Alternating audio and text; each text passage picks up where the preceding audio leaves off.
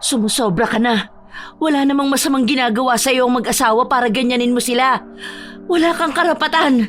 Hindi na nga nila pinapansin ang mga ipinagkakalat mo na aswang sila. Tapos ganito pa ang gagawin mo?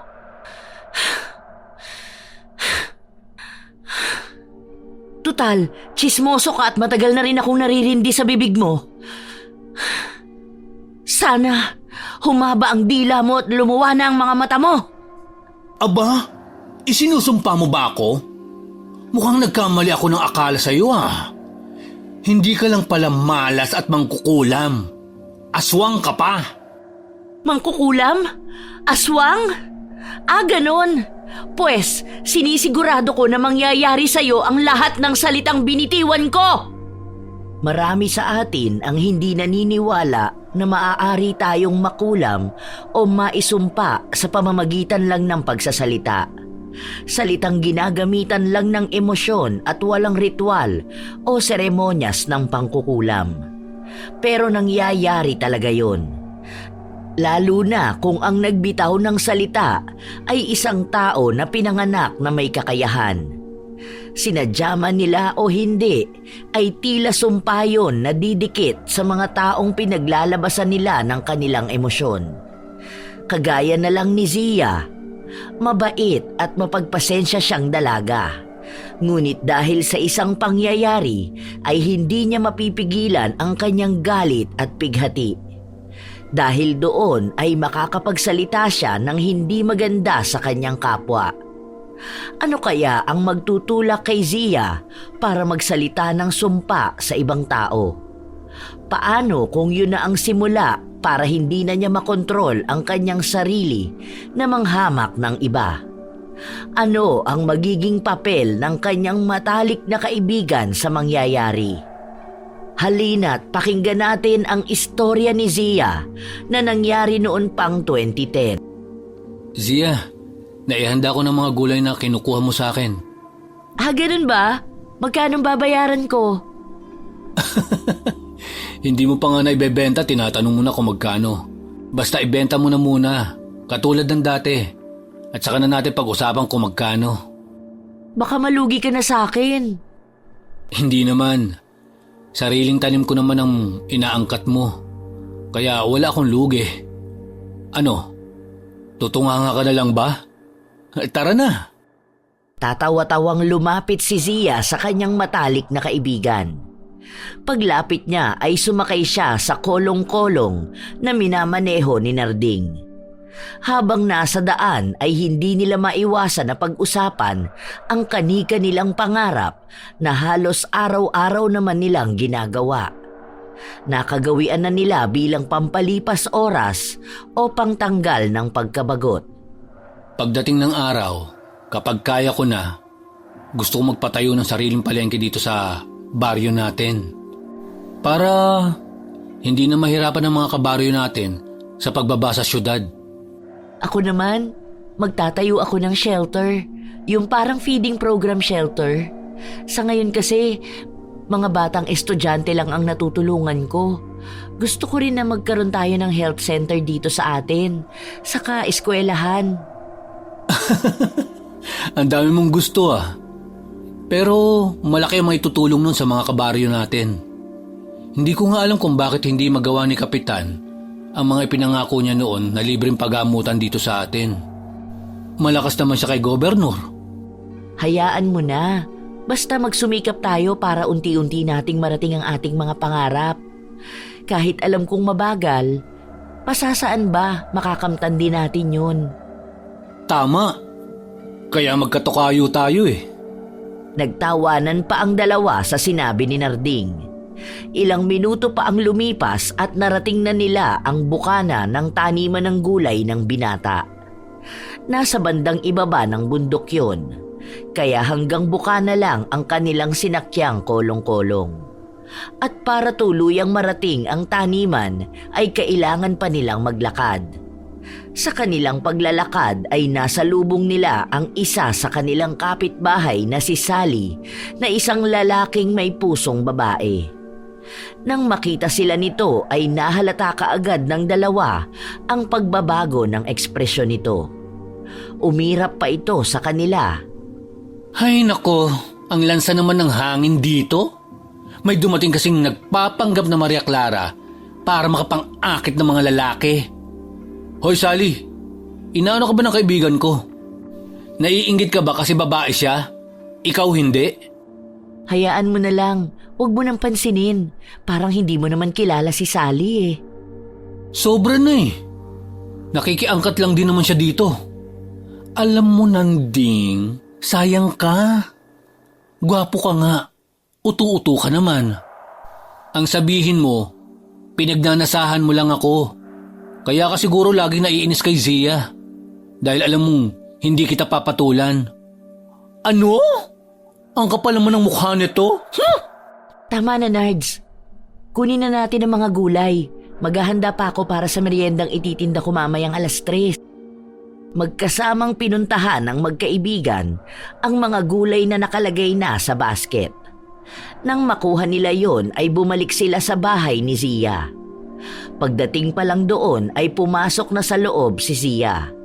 Habang si Narding naman ay inayos sa may bandang bodega na katabi lang ng bahay ng dalaga ang mga gulay na kanilang kinuha. Pagpasok pa lang ay inasikaso na ni Zia ang paghahanda ng kanyang mga lulutuin. Kaunti lang ang ititinda ko ngayong Lunes. Mahirap na. Baka mamaya hindi na naman ako makaubos. Hay, uunahin ko na muna ang okoy. Mas matagal ang pagkakayod nun eh. Tapos isusunod ko naman ang pagbabalot ng Shanghai at lumpiang toge. Bukas na lang ako gagawa ng turon. Anong flavor kaya ng palamig ang ititimpla ko mamaya pang tinda? Sago na lang siguro. Totally, gulaman naman ang tinda ko kahapon. Sinimulan na ni Zia ang paggawa ng kanyang mga ititindang merienda. Habang si Narding naman ay umalis na nang maiayos na ang mga gulay. Ilang oras din ang kanyang inilaan para sa kanyang paghahanda. Hindi na rin niya namalayan pa ang oras. 11:00 na nang matapos siya. Kumain lang siya ng tanghalian bago sinimulang magluto ng mga paninda. Nang sumapit na ang 3:00 ay sinimulan na rin niya ang pagtitinda. Gamit ang tri-bike ay sumisigaw siya.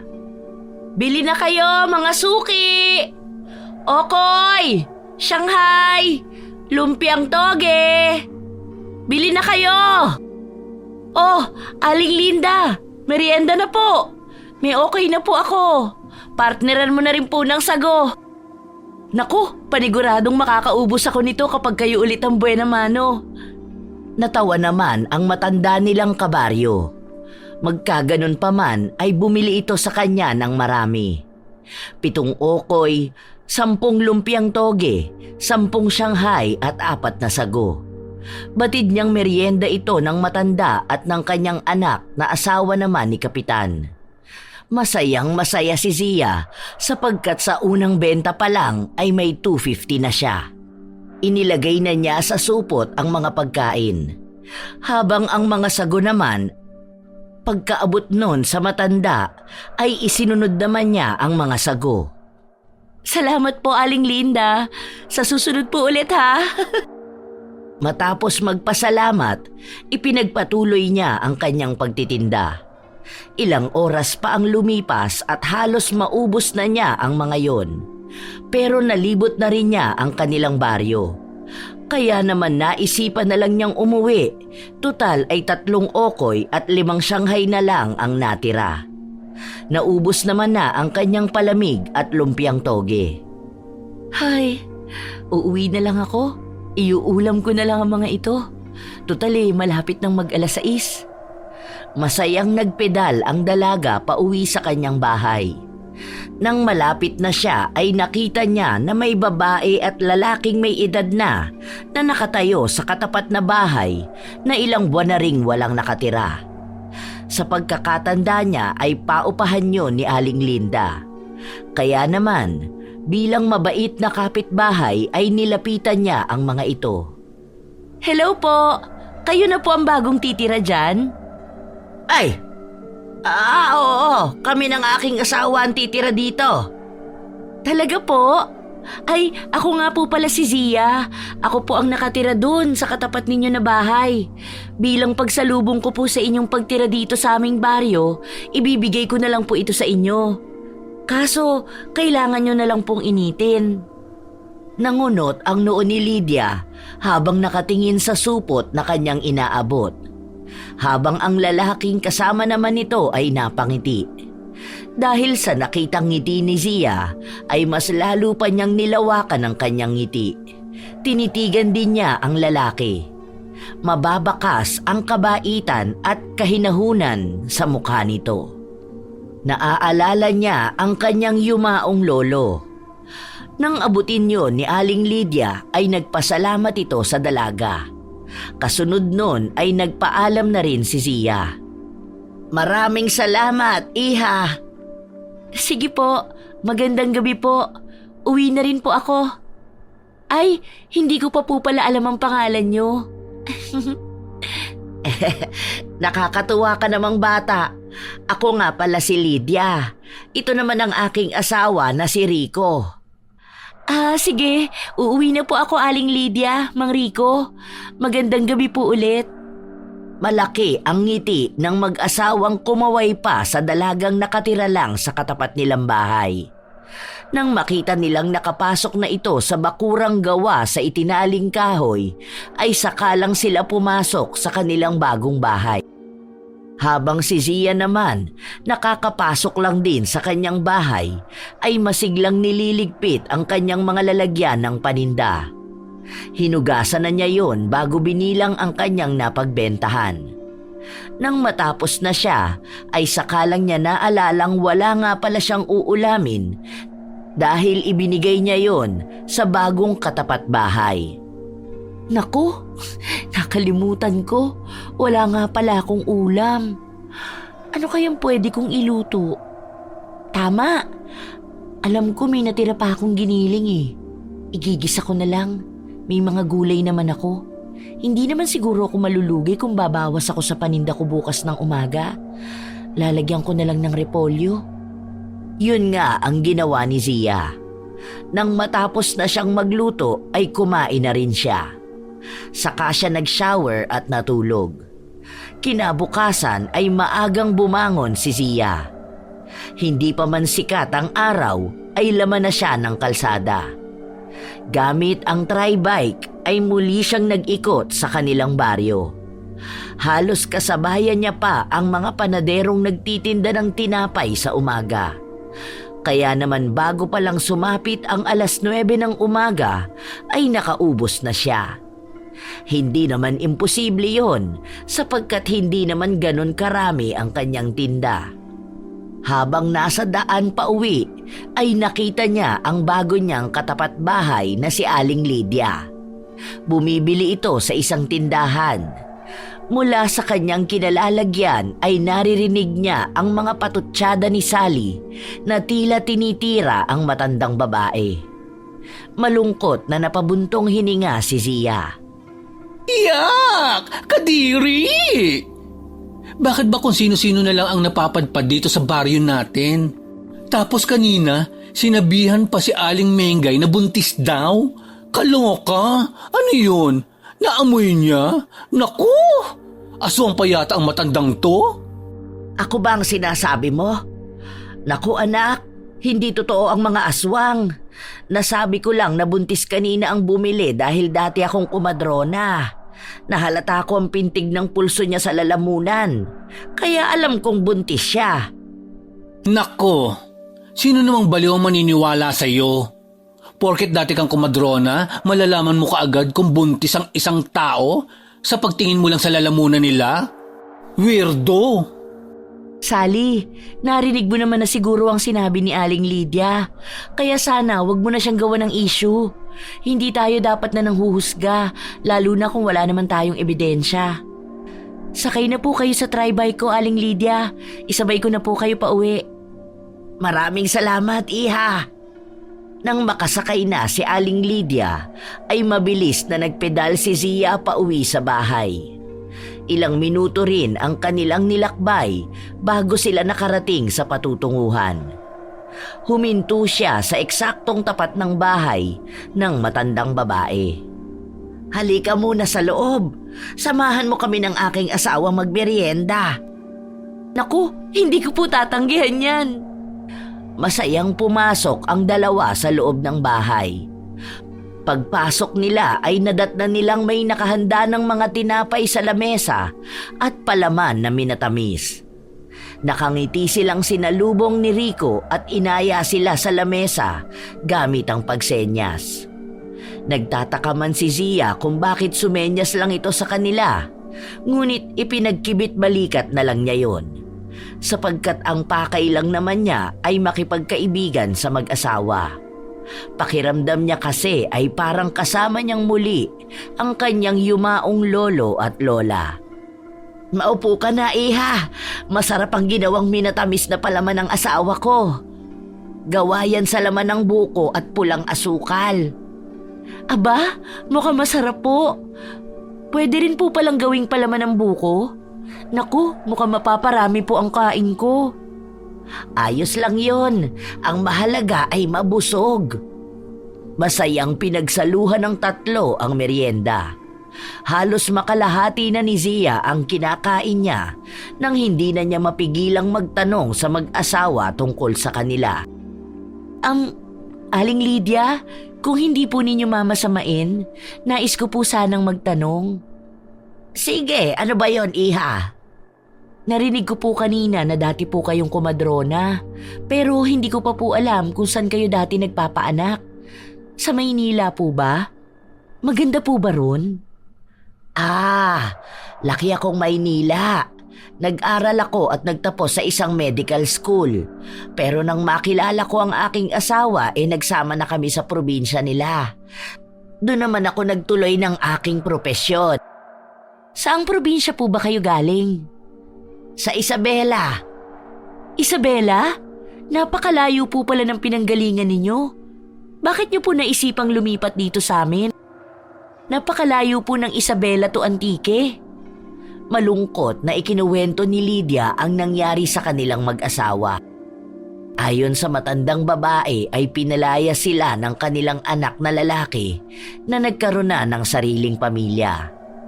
Dahil na rin sa hindi na sumasapat ang sahod nito para sa sariling pamilya at sa kanilang mga magulang niya. Sinabi rin ni Aling Lydia na umatras ang dila ng kanyang asawa nang minsang atakihin ito ng sakit. Nagsanhi naman yon nang hindi na makapagsalita ang matandang lalaki. Labis namang nalungkot at nasaktan si Zia sa mga narinig. Hindi niya lubos akalain na may mga anak na kayang palayasin ang mga magulang na bumuhay at nagpalaki sa kanila. Lalo na sa sitwasyon ng matandang lalaki. Isa pa, mas mura ang upa dito kaysa sa amin. Nataon nakakilala ng manugang ko ang may-ari ng bahay na ito. Kaya nakiusap siya na tumira kami ng libre dito. Hindi man lang po ba niya kinontra ang anak ninyo nang paalisin kayo? Kinontra niya, pero mas pinili na lang din namin ang lumayo at mamuhay ng aking asawa sa isang tahimik at payapang lugar. Tumatanda na kami, wala na rin kaming lakas para lumaban Hindi bali po, lagi po akong nandito para sa inyo. Mag-isa na rin po ako ngayon sa buhay simula nang yumao sina lolo at lola. Ang mga magulang mo? Masaya na po sila. Hindi naman na nag-ungkat pa ang matandang babae. Ipinagpatuloy na lang nila ang pagmemeryenda. Nang matapos na sila ay nagpaalam na rin si Zia dahil magluluto pa siya ng banana Q, kamote Q at veggie ball. Nang makauwi na ang dalaga ay inasikaso na niya ang kanyang mga ititinda. Hindi na muna niya inisip ang kanyang tanghalian sapagkat busog siya sa meriendang kinain niya sa bahay ng mag-asawa. Nang sumapit ang 3:00, palabas na sana siya at handa nang simulan ang pagpepedal sa kanyang tribike nang dumating si Narding at nagpresintang sasama magtinda. Zia, sama ako sa'yo magtinda. Ha? Bakit naman? Wala ka na bang gagawin sa taniman mo? Naku ha, wala akong pambayad ng upa sa'yo. Libreng merienda lang sapat ng bayad. Kaya isama mo na ako. Isa pa, babantayan kita.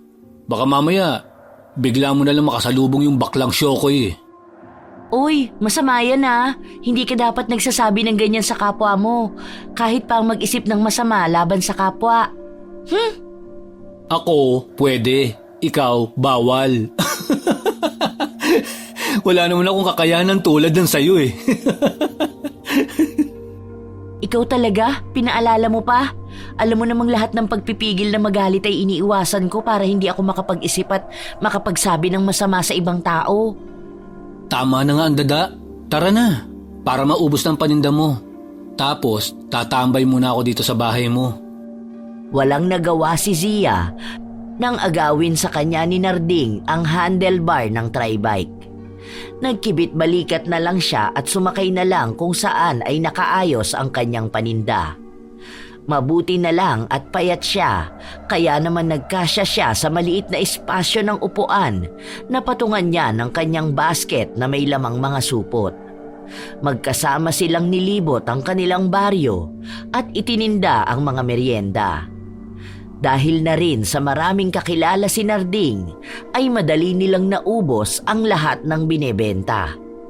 Kaya naman wala pang alas 5 ay nakabalik na sila sa bahay ni Zia. Ang aga nating nakaubos. Sa susunod, arkilahin ulit kitang kasama. Mukhang ikaw ang lucky charm ko eh. Naku, bola. Pag meriendahin mo na kaya ako. Ay, oo nga pala. Tara na sa loob. Lulutuan na lang kita ng veggie balls. Wow, ayos! Natatawang nauna nang pumasok si Zia. Habang nakasunod naman sa kanya ang masayang binata na bitbit ang mga pinaglagyan ng kanilang paninda. Pagpasok nila sa loob ng bahay ay nagkusa na si Narding na hugasan ng mga lalagyan. Habang si Zia naman ay nagluto na ng merienda para kay Narding. Kinagabihan ay hindi inaasahang umulan ng malakas. Kaya naman kanda-ugaga si Zia sa pagsilong ng kanyang tribike na madalas ay iniiwan lang niya sa harap ng bahay. Naku naman, bakit kaya biglang umulan? May bagyo ba ngayon? Mailagay na nga ito sa bodega, baka kalawangin at sabihan pa akong madumi ang mga tinitinda ko. Nang maisilong ang kanyang tribike ay patakbong bumalik ng bahay ang dalaga. Pagpasok niya, kaagad siyang kumuha ng tuwalya para punasan ang katawan at buhok na nabasa ng ulan. Pagkatapos noon ay binuksan niya ang kanyang maliit na radyo at naghanap ng channel ng pagbabalita. Ilang minuto rin ang inabot bago siya nakahanap ng istasyong nagbabalita.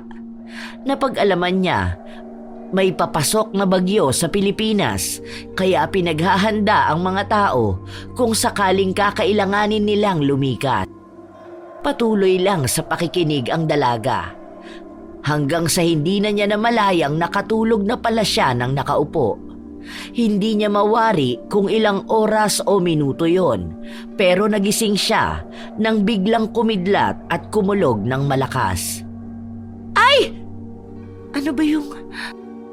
Hindi na ituloy ni Zia ang kanyang sasabihin nang mapansing madilim ang buong paligid. Huminto na rin ang radyo.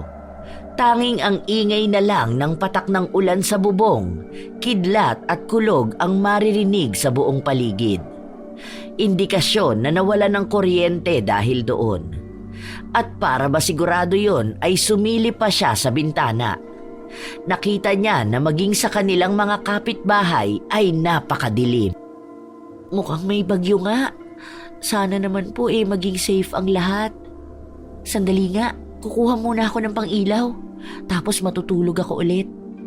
Napapakamot na lang siya sa ulo na kumuha ng gasera at sinindihan yon.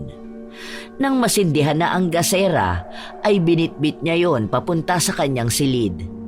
Inilapag niya sa sementadong sahig ang gasera at nahiga sa kanyang papag. Muli ay natulog ang dalaga. Kinaumagahan ay hindi nakapunta sa taniman si Zia dahil malakas pa rin ang ulan. Magkaganon pa man ay dumating si Karding, may dalang mainit na arroz caldo na may sahog na paa ng manok. Ang lakas na ng ulan, lumabas ka pa talaga? Siyempre, iniisip kita. Mag-isa ka lang dito eh. Nangako ako kina lolo at lola na aalagaan at babantayan kita. Dapat nga, kagabi pa lang nagpunta na ako. Kaso, binatukan ako ni nanay. Lolo at lola ko yon. Kailan mo pa sila naging grandparent? Simula nang naging matalik mo kong kaibigan. Oo na. Sige na. Tatanggapin na kitang kapatid. Pero kainin na muna natin yung dala mo hanggat mainit pa.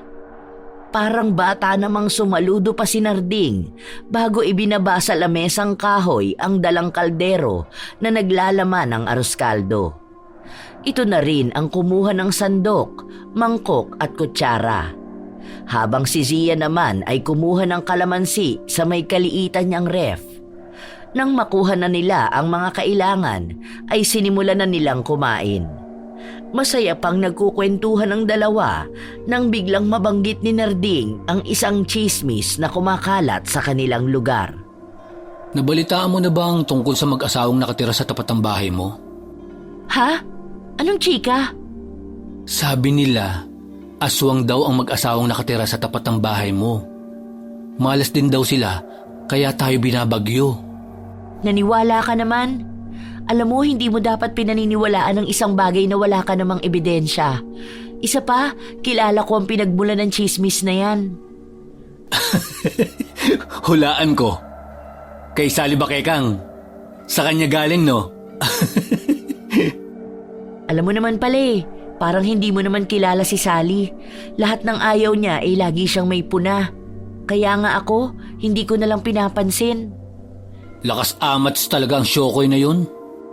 Yaan mo na yon, tapusin na lang natin ang pagkain natin. Yun nga ang ginawa ng magkaibigan. Nang matapos na sila ay iniligpit na ni Zia ang kanilang pinagkainan. Habang si Narding naman ay may inilabas sa kanyang bulsa na isang maliit na radyong de baterya. Binuksan yon ng binata at saka humiga sa sofa na gawa sa kawayan. Napapailing na lang ang dalaga sa kanyang matalik na kaibigan. Diyan ka na muna, maghuhugas lang ako. Mas pinagtuunan na lang niya ng pansin ang pagliligpit at paghuhugas. Nasa ganoong ginagawa siya nang maalala niya ang dalawang matanda na nakatira sa tapat ng bahay niya. Naisipan niyang gawan ang mga ito ng sabaw mamayang tanghalian. Kaya nang matapos sa paghuhugas ay inihanda na niya ang mga rekado para sa sinigang na isda. Habang si Narding naman ay nakikinig ng mga balita. Pagsapit ng tanghali, tapos na rin siyang magluto ay doon lang napansin ni Zia na nakatulog ang kanyang matalik na kaibigan sa sofa. Nakatulog na pala si Narding? Hindi siguro nakatulog ng maayos to kagabi.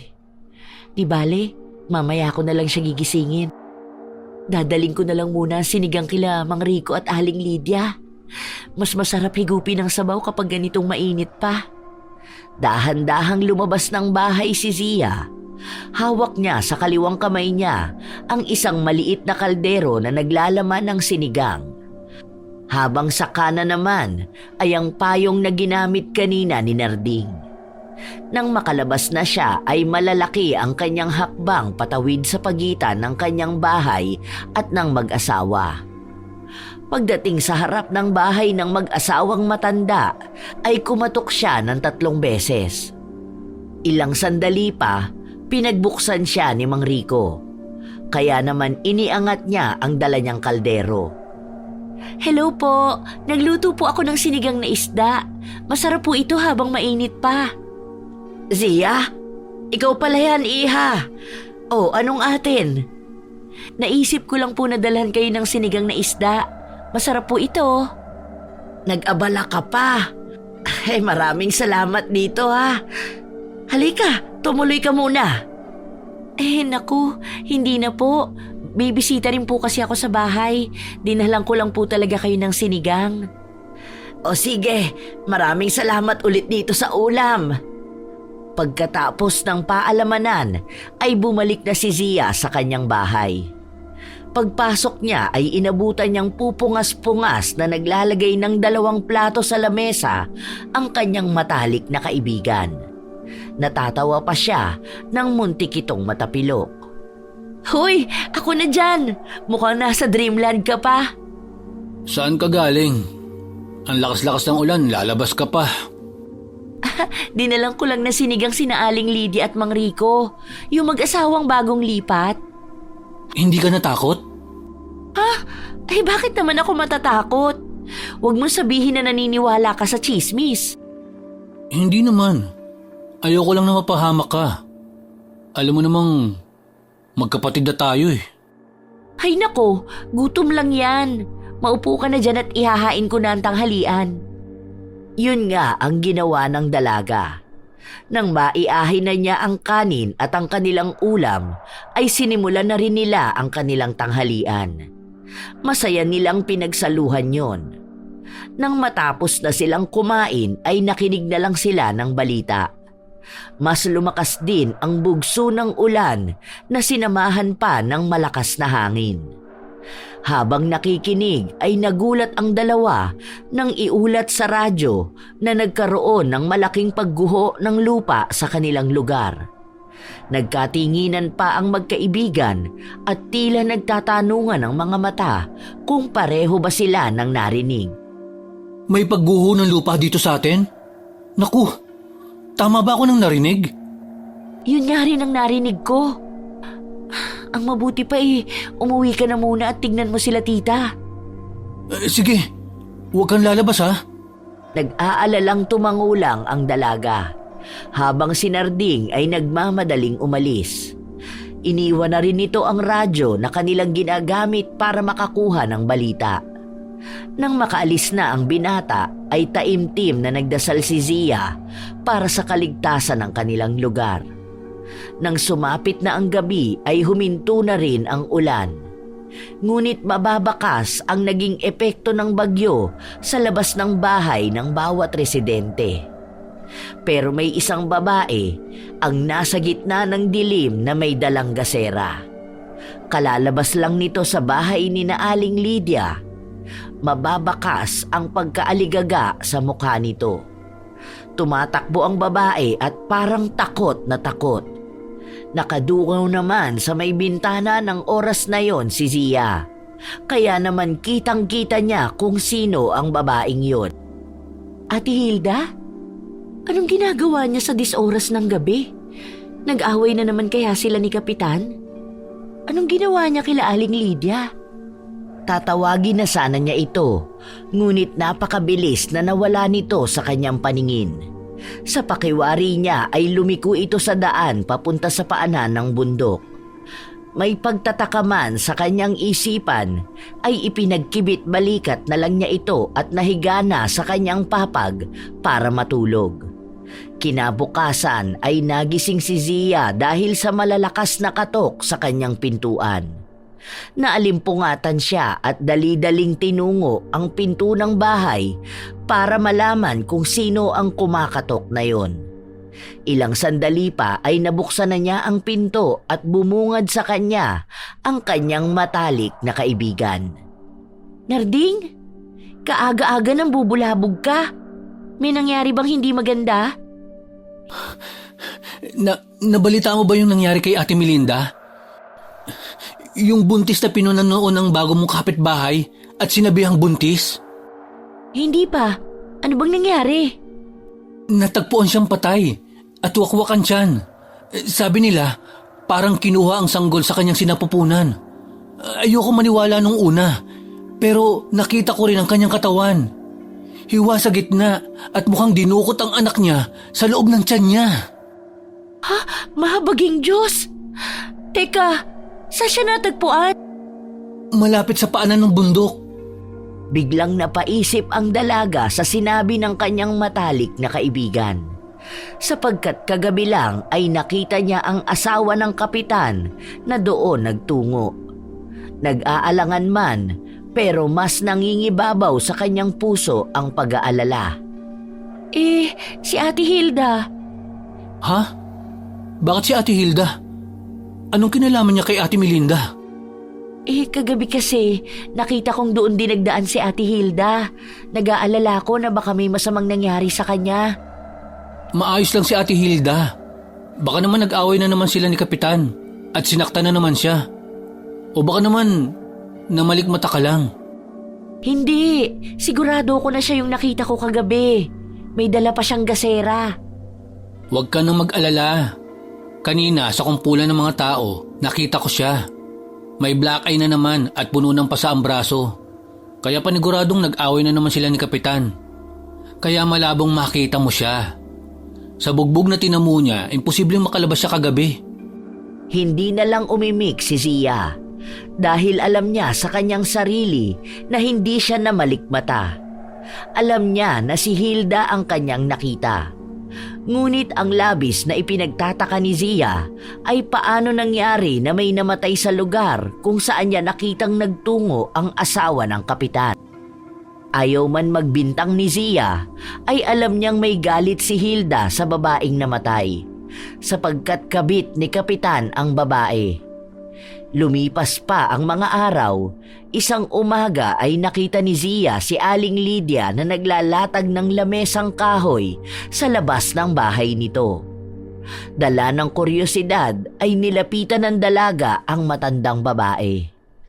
Aling Lydia, ano pong meron? Nabalitaan ko kasi na marami sa mga nakatira sa baryo ay napinsala ang mga pananim.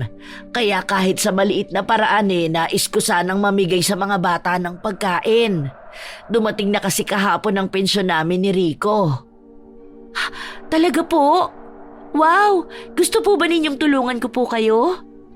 Talaga? Nako, maraming salamat. Halika sa loob at ilabas na natin ang mga tinapay at mga palamig na ginawa naming mag-asawa. Masaya namang sumunod si Zia kay Aling Lydia. Kinuha nila ang mga pagkain na kanilang ipamimigay. Si Mang Rico naman ay binuhat na ang may 2 jug na puno ng palamig. Nang maiayos na nila ang lahat, ay tinawag ni Zia ang mga batang nakita niyang naglalakad. Boy, halika kayo rito! May palibreng tinapay at palamig sina Aling Lydia. Masaya namang tumakbo palapit ang mga batang tinawag ni Zia. Isa-isang inabutan ni Aling Lydia ang mga ito at binigyan naman ng palamig ni Mang Rico. Boy, sabihan mo ang iba na may libreng merienda na pinamimigay ang bago nating kabaryo. Masayang tumangu-tangu naman ang mga ito. Ilang sandali pa ay sunod-sunod na ang mga bata at mga matatanda na mga pumila para sa libreng merienda na yon. Masaya naman ang mag-asawa nang makita na natutuwa ang mga kabaryo nila sa munting pamerienda na kanilang handog. Nang maubos na ang mga nasa pila, ay naghintay pa sila ng iba pang dadaan para maibigay pa ang ibang pagkain. Ngunit hindi inaasahan ni Zia na iba ang darating sa kanila. Anong pakulo na naman ito? Niyayanggaw mo ba ang buong baryo namin? Huwag ka namang ganyan, Sally. Nais lang nila Mang Rico at Aling Lydia na mamigay ng kaunting pagkain para sa ating kabaryo. Wala silang masamang intensyon. At paano mo naman nasabi? Manghuhula ka na ba ngayon? O baka naman kasabot ka nila? Nako, wag na kayong magtalo. O eto, tanggapin mo. Masarap ang tinapay na yan. May palamig din kami para may panulak. Yak! Anong palagay mo sa akin, patay gutom? Isa pa, ayoko mayanggaw, no? Magsasalita pa sana si Zia, pero napigil yon nang biglang itaob ni Sally ang lamesang kinapapatungan ng mga tinapay at ng palamig. Dahil doon ay tumapon ang lahat sa lupa. Gulat na gulat ang mag-asawa sa inasal na yon ni Sally. Ngunit mas nagulat si Zia na humantong na sa ganoong ugali ang binabae. Ang mga tinapay ko! Naku, sayang naman. Paano pa namin maipamimigay ito? Sally, bakit mo naman ginawa yun? Wala namang ginawang masama sina Aling Lydia. Nais lang nila magbahagi ng pagkain dahil nakuha na nila ang kanilang pensyon. Kung hindi mo gusto ang mga ito, sana man lang umalis ka na lang at hindi na itinapon ang mga pagkain. Alam mo bang masama ang magsayang? Eh di kainin nyo. Tutal, pare-parehas naman kayong dayo lang dito. Malay ba namin kung saang lupalop kayo ng mundo ng galing? Isa pa, bakit ba masyado kang pakialamera? Hayaan mo na, iha. Kaunti na lang din naman ito. Naku! Huwag na kayong magpaawa dahil hindi kayo mukhang kaawa-awa. More like, ang tsatsakan nyo? Kaya ito ang nararapat sa mga nagbabait-baitang tsaka. Matapos sabihin yon, ay isang malakas na sampal ang ibinigay ni Sally kay Aling Lydia. Dahil doon ay hindi na nakapagpigil pa si Zia. Malakas niyang itinulak ang babae at sinigawan ito. Aray! Sira ulo ka? Sumusobra ka na. Wala namang masamang ginagawa sa iyo ang mag-asawa para ganyanin mo sila. Wala kang karapatan. Hindi na nga nila pinapansin ang mga ipinagkakalat mo na aswang sila. Tapos ganito pa ang gagawin mo?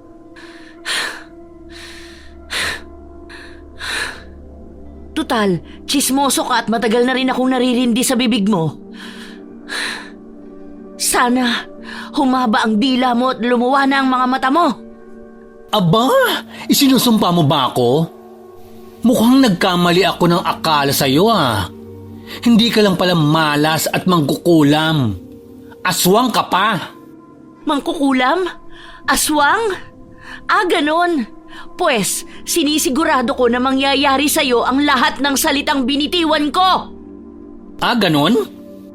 Nang makatayo na si Sally sa pagkakasadlak, ay akmang susugod na ito kay Zia. Ngunit biglang dumating si Narding at kaagad na gumitna sa dalawa. Mababakas ang labis na pag-aalala sa mukha nito, sapagkat narinig niya ang lahat ng binitiwang salita ng kanyang matalik na kaibigan. At alam niya sa sarili niyang hindi maganda ang magiging resulta nun sa dalaga. Tama na, huwag na kayong mag-away. Sally, ang mabuti pa, umalis ka na. Pasalamat ka talagang bruha ka. At nandito si Nanding. Dahil kung hindi, sisiguraduhin kong gagapang ka pa uwi sa bahay mo. Pagkasabi nun ay umalis na si Sally. Pagkatapos ay hinila ni Narding ang kanyang matalik na kaibigan pauwi sa bahay ng dalaga. Nang makapasok na sila sa bahay ni Zia, ay masinsinang kinausap ni Narding ang matalik na kaibigan. Alam mo ba kung anong ginawa mo? Di ba nangako ka kina lolo at lola na hindi ka magsasalita ng mga masasama tungkol sa iyong kapwa? Alam mo naman siguro ang kalalabasan ng pagiging emosyonal mo. Matagal ko na dapat na ginawa yun kay Sally. Kung noon pa lumaban ako at isinumpa siya, paniguradong hindi niya guguluhin sina Aling Lydia. Ano? Ano ba ang nangyayari sa'yo? Parang hindi na ikaw si Sia na nakilala ko. Si Sia na mapagpasensya. Si Sia na ayaw mag-isip at magsalita ng kahit anong masama sa kapwa. Bawiin mo ang mga sinabi mo kay Sally. Hindi ko gagawin yon. Ito ba talaga ang gusto mo? Ilang taon na tayo magkaibigan, Sia. Alam ko na sa oras na may sinabi ka sa isang tao, lalo na kung mataas ang emosyon mo, ay mangyayari. Ngunit kahit ano pang sabihin ni Narding, ay parang walang naririnig si Zia. Naglakad lang ito papunta sa kanyang kwarto. Lumipas pa ang mga araw, patuloy pa rin sa pagkumbinsi si Narding sa kanyang matalik na kaibigan na bawiin ang mga sinabi kay Sally. Ngunit isang katotohanan lang ang isiniwalat ni Zia. Kahit gustuhin ko, hindi ko alam kung paano. Dahil kung kaya kong bawiin ang mga sinabi ko, nailigtas ko sana ang aking nakatatandang kapatid. Pero kaya nga ako nandito dahil kahit anong bawi ko sa mga sinabi ko, nangyari pa rin. Baka may iba pang paraan. Ngunit kahit anong sabihin ni Narding, ay wala talagang magagawa si Zia sa mga oras na yon. Maging siya ay naguguluhan sa kanyang kakayahan. kakayahang sumumpa ng walang lunas. Lumipas pa ang mga araw, isang gabing malamig ang simoy ng hangin. Tahimik ang buong paligid. Tanging ang ingay lang ng mga panggabing insekto ang maririnig. Isang babaeng iika-ika at umiiyak na naman ang nagtungo sa bahay ng mag-asawang dayo. Nasaksihan niyo ni Zia. Dala ng kanyang kuryosidad, ay lakad-takbong nagpunta rin doon ang dalaga. Balak na sana niyang kumatok, ngunit nang marinig niya ang malakas na paghagulgol ng bisita ng mag-asawa, ay mas pinili na lang niyang idikit ang kanyang tenga sa pintong nasa kanyang harapan. Ha? Ano? Bakit mo naman ginawa yon? Kasalanan sa Diyos ang iyong ginawa. Ang mabuti pa, Hilda, sumuko ka na lang sa mga pulis. Mas makakabuti kung aminin mo na lang ang iyong kasalanan, kesa naman araw-araw na ganitong ginagawa sa iyo ng iyong asawa. Labis na nahindig si Sia sa kanyang mga sumunod na narinig na nagmumula sa boses ng asawa ng kanilang kapitan na si Hilda. Sinabi nito na kaya niya nagawang patayin si Melinda ay dahil sa pagiging kabit nito. Ayon pa sa kanya ay anak ni Kapitan Abe ang ipinagbubuntis ng babae. Kaya dala ng sobrang galit ay pinagtataga niya sa tiyan ang kabit at kinuha ang anak nito na malapit na sanang isilang. Sinabi pa ng babae na kung sakaling bigla siyang mawala ay walang ibang may kagagawan nun kundi ang kanyang walang yang asawa. Ano bang sinasabi mo, anak? Huwag kang magsalita ng ganyan. Hindi naman siguro hahantong sa iniisip mo ang mangyayari. Nais mo bang kausapin ko ang iyong ina? Ngunit hindi naging maganda ang pagtanggap noon ni Hilda. Marahas itong tumayo at walang emosyong nagpaalam sa mag-asawa. Dahil doon ay nagmamadaling nagtago si Zia sa isang madilim na parte. Ilang sandali pa ay lumabas na ang babae at iika-ikang naglakad papalayo. Nang tuluyan ng makalayo si Hilda, ay doon lang lumabas ang dalaga at muling bumalik sa kanyang bahay. Napahawak pa siya sa kanyang dibdib dahil sa lakas ng kabugnon. Totoo ba ang mga narinig ko? Pinatay ni Ate Hilda si Ate Melinda? Nagawa niya ba talaga ang mga bagay na sinabi niya kanina lang kay Aling Lydia? Pero imposibleng sasabihin niya yon kung hindi totoo. Kilala ko si Ate Hilda. Hindi siya mahilig sa prank. Diyos ko po, ano na po bang nangyayari sa aming baryo? Pagpasok niya sa bahay ay dumiretso siya sa kanyang kwarto. Humiga siya sa kanyang kama at halos magdamag na nakatulala lang sa kisame. Hindi na rin niya namalayan kung anong oras ba siya nakatulog. Kinabukasan ay nagising si Zia dahil sa ingay na nanggagaling sa labas. Parang may nagkakagulo. Natatarantang tumayo siya para mag-usisa. Paglabas niya ng kanyang bahay ay nakita niya ang ilan sa kanilang kapitbahay na nagmamadaling magtungo sa iisang direksyon. Walang pag-aalinlangang nakigulo rin siya sa iba.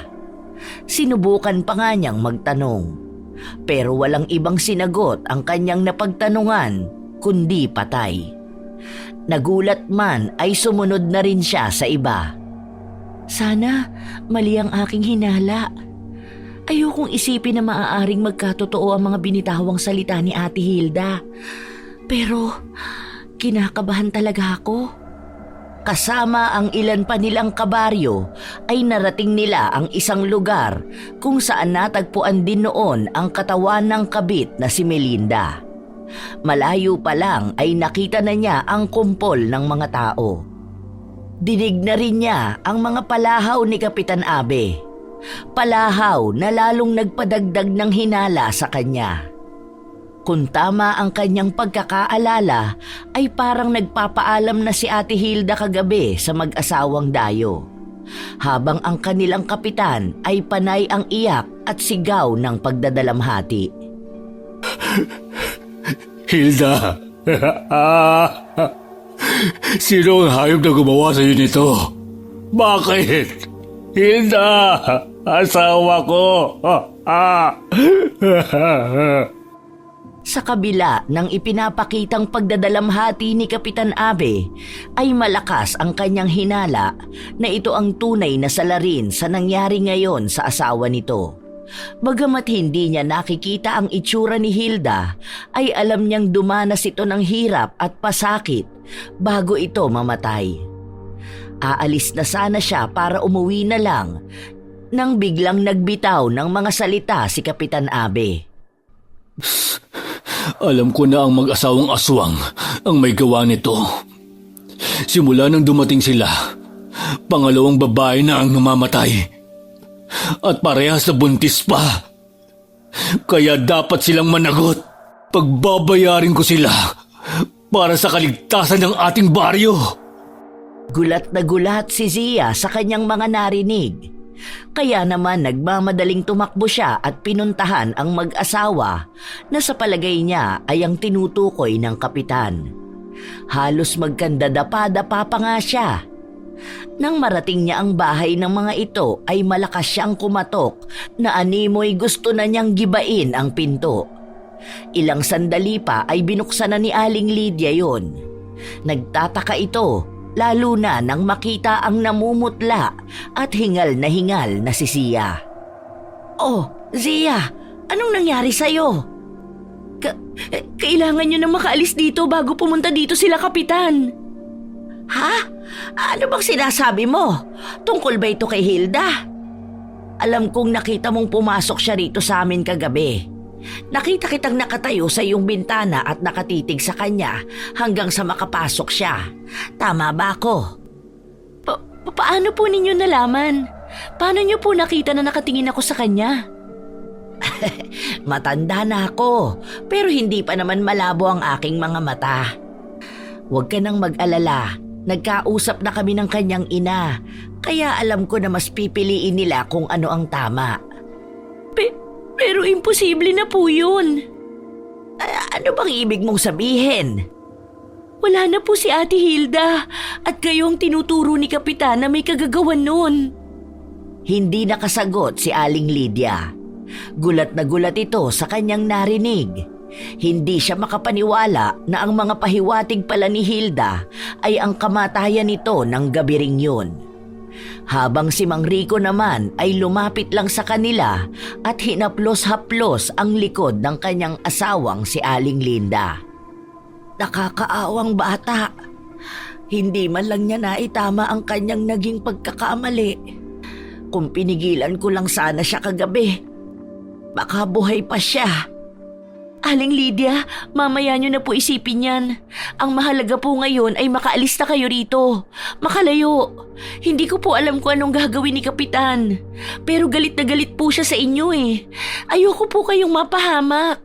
Sinabi na po niya sa ating mga kabaryo na kayo ang may kagagawa ng nangyari sa kanyang asawa. Hindi ako natatakot. Alam ko sa sarili ko na wala kaming ginawang mali ng aking asawa. Haharapin namin sila. Hindi niyo po naiintindihan. Nais pa mang kumbinsihin ni Zia ang mag-asawa, nahuli na siya. Dahil ilan sa mga kalalakihang kabaryo nila ay nasa harapan na ng bahay ng mag-asawa. Kasama ng mga ito ang kapitan na may dalang tubo. Hoy! Mga walang hiya! Magsilabas kayo dyan! Panagutan ninyo ang ginawa niyo sa aking asawa! Lumabas kayo dyan! Mga kampon ng demonyo! Pipigilan pa sana ni Zia ang mag-asawa na lumabas. Ngunit mabilis ang naging kilos ni Aling Lydia. Mabilis itong lumabas at hinarap ang galit na kapitan at mga kabaryo. "Ano ho ba ang atin, Kapitan Abe?" Nagtatanong ka bang aswang ka? Mga kabaryo, batuhin niyo! Walang sabi-sabing nagliparan ang iba't ibang sukat ng mga bato papunta sa kinatatayuan ni Aling Lydia. Mabilis namang tumakbo si Mang Rico na nasa bukana lang ng pinto at niyakap pa Yuko ang may edad na ring asawa. Dahil doon ay tumama sa likuran at ulo nito ang mga batong inihagis ng mga kabaryo. Naging sanhi yun para lupaypay na bumagsak si Mang Rico. Kaagad namang dinaluhan ng matandang babae ang asawang duguan.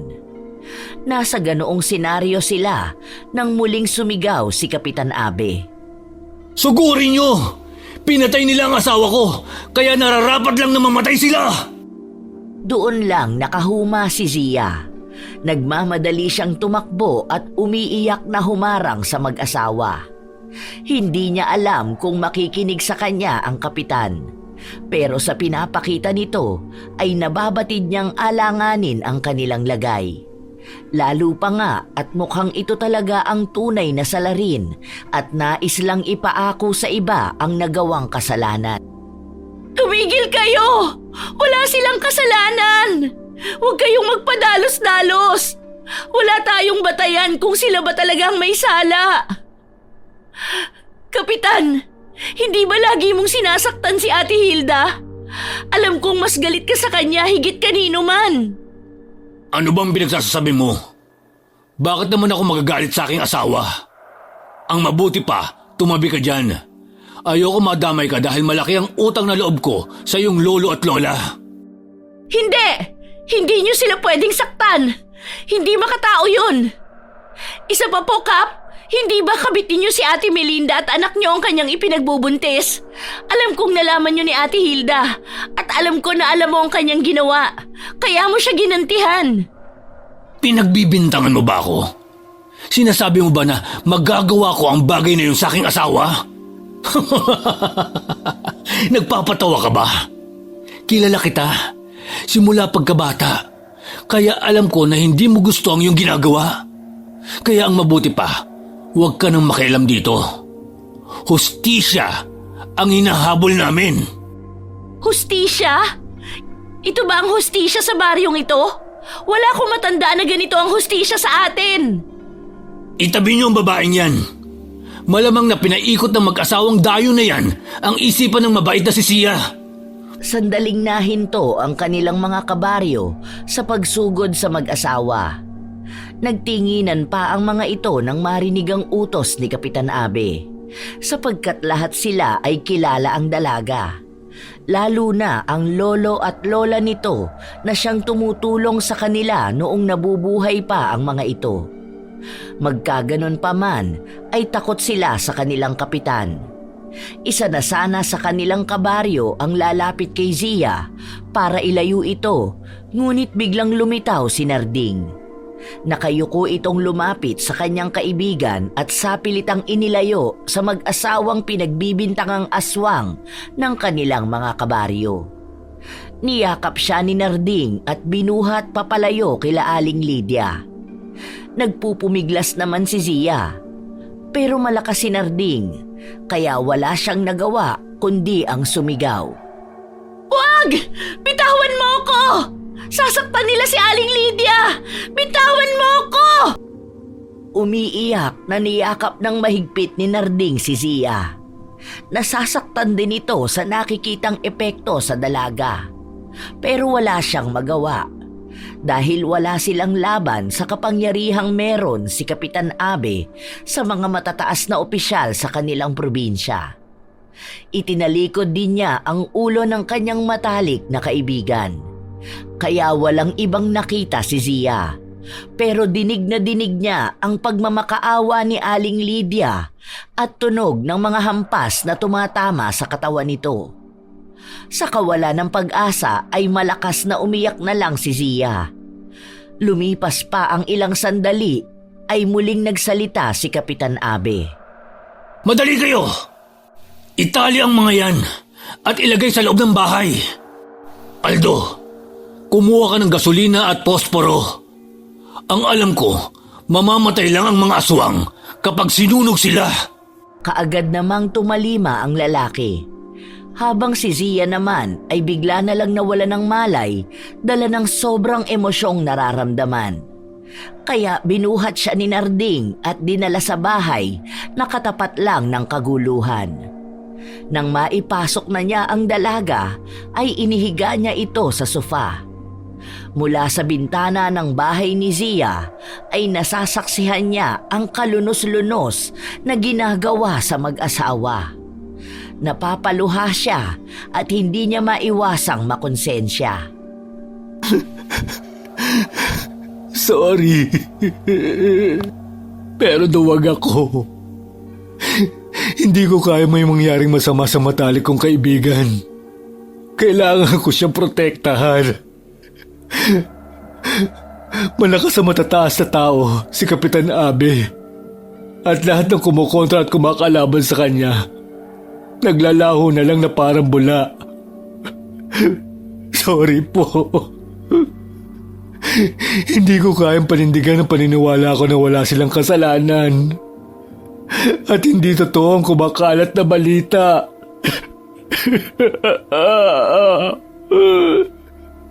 Duwag ako.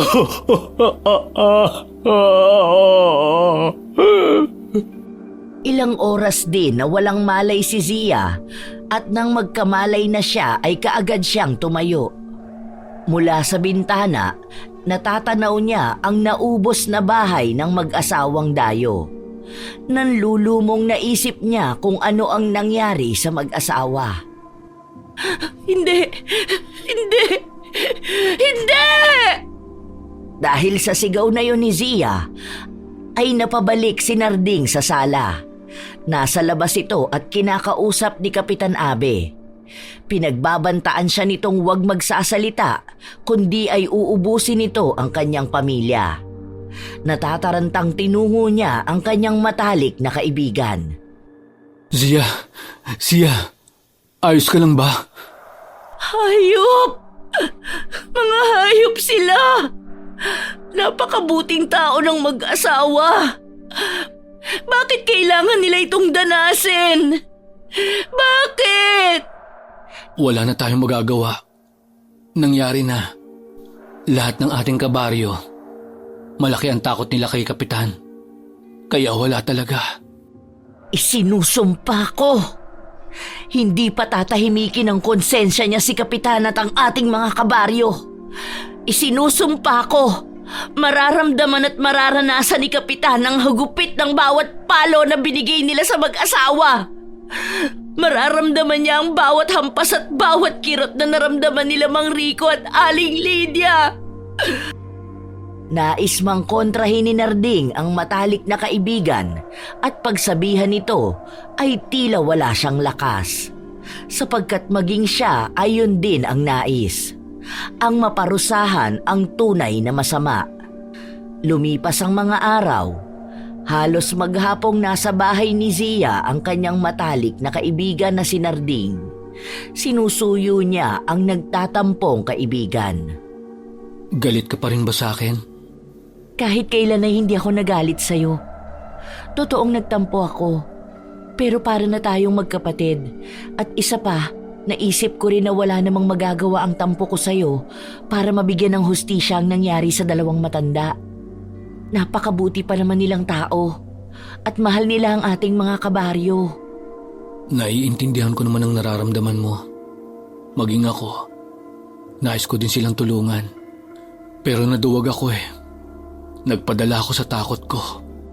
Nasa ganoong pag-uusap sila nang biglang dumating si Sally kasama ang kanyang pamilya. Nagmamakaawa ang mga ito sa kanya na patawarin na ang kanilang anak, sapagkat ilang albularyo na ang kanilang napuntahan at iisa lang ang sinabi ng mga ito. Napataas ang kilay ni Zia at napatitig kay Sally. Naiiyak namang lumuhod ang binatang may pusong babae sa harap ng dalaga. Surely na, ayam ko na nagkasala ako. Hindi madanda ang nagawa ko sa iyo at sa mag-asawa. Lubos kong pinagsisisihan yon. Hindi naman matigas ang puso ko. Kaya kitang patawarin. Pero hindi na yun magagawa nila Aling Lydia dahil wala na sila. Mas lalo namang umiyak si Sally. Ayon sa magulang ng binatang may pusong babae, nabalitaan nga nila ang nangyari. Wala di umano sila sa baryo ng sandaling yon dahil sa paghahanap ng lunas para kay Sally. Sinabi rin ng mga ito na isa sila sa pamilyang natulungan ng mag-asawa. Bagay na hindi alam ni Zia. Sige po, pinapatawad ko na po ang inyong anak. Pero sana ay hindi na niya gawin ulit ang magpakalat ng chismis ng walang basihan. At alam ko po na mas matutuwa si na Aling Lydia kung maipapaabot ko po kay Sally na pinapatawad ko na siya.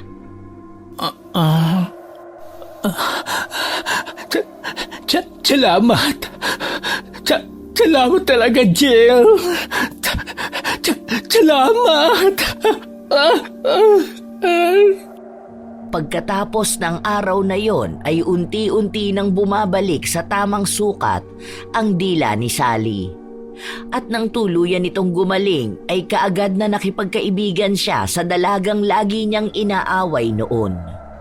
Dahil doon ay lagi silang magkakasamang tatlo. Si Sally, si Narding at siya. Habang si Kapitan Abe naman ay nangangayayat at nanlalalim na ang mga mata. Lagi pa nitong sinasabi na nakikita niya ang mag-asawang matanda at si Ate Hilda. Isinasama daw siya ng mga ito. Isang umaga ng Sabado ay nagkakagulo sa harapan ng bahay nila Kapitan. Maraming kapulisan ang naroon. At dahil dakilang tsismosa si Sally, ay mabilis itong nakasagap ng impormasyon. Anong nangyari? Mukhang tinamaan ang sumpa mo. Mangkukulam ka kasi. Maganda naman. Ay nako, marami sa ating mga kabaryo ang nagtulong-tulong para makalapit sa pinakamataas na opisyal ng ating probinsya. Ang impormasyong naganap dito. Yung hindi makataong ginawa nila sa pobre mag-asawa. At alam nyo ba na inamin nila na si Kapitan ang pasimuno ng pagpatay sa kanila? Nagbago ang isip nila? Tumpak! Ang una daw, akala nila na dadalhin lang sa bayan ng mag-asawa para ikulong. Pero karamihan sa kanila nag-alinlangan nang utusan silang sunugin ang bahay na nasa loob sila Aling Lydia. Sayang nga eh, hindi ko man lang nahingan ng tawad ng personal ang dalawa. Musang ka talaga. Akala ko noon, walang silbi ang malaki mong tenga. Sa gitna ng biruan ng dalawa ay nahinto ang mga ito nang ilabas na si Kapitan Abe ng mga pulis. Nangangalumata ito at kahit nakaposas na, ay mahigpit ang kapit ng pulis na nag-aalalay. Nang malapit na itong isakay sa mobil, ay bigla na lang nagwala ang kapitan. Nagsisigaw ito at takot na takot. Tama na! Tigilan niyo na ako! Mga demonyo kayo! Tigilan niyo na ako! Nagulat ang lahat nang bigla na lang kunin ni Kapitan Abe ang nakasuksok na baril ng pulis sa tagiliran nito. Tinanggal ng kapitan ang safety pin nun at kinasa. Pagkatapos ay walang kagatol-gatol na tinutok niya sa kanyang sentido ang baril at kinalabit yun. Nagulat ang lahat sa kanilang nasaksihan, maging ang tatlong magkakaibigan. Nagkagulo na rin ang mga pulis na dapat ay huhuli lang dito. Mahirap man paniwalaan, pero kahit ang simpleng salita lang na ating bibitawan ay maaaring magkatotoo at magdulot ng sigalot at trahedya sa ibang tao.